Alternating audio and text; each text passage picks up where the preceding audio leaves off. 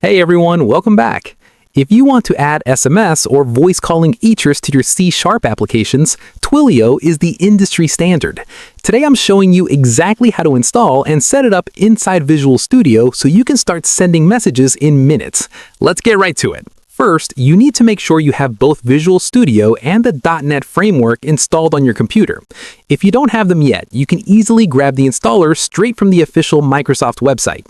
Once you're set up, open up Visual Studio and create a new project. Look for the class library project template, give your new project a name, and hit OK. Now, look over at your Solution Explorer panel. Right-click directly on your project name and select Manage NuGet Packages from the drop-down menu.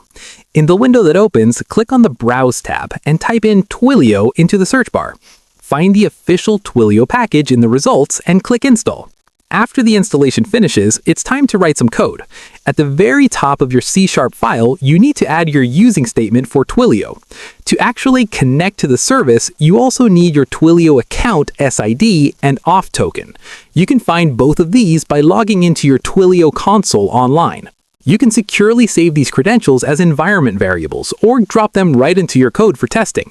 From there, you just use the Twilio built-in methods to pass in a destination phone number and your text string, and you're officially sending SMS messages straight from your app. And that's it! You have successfully installed Twilio for C#.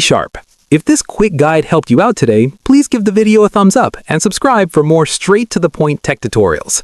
Drop a comment below letting me know what kind of automated messaging app you are building next, and I will see you in the next one.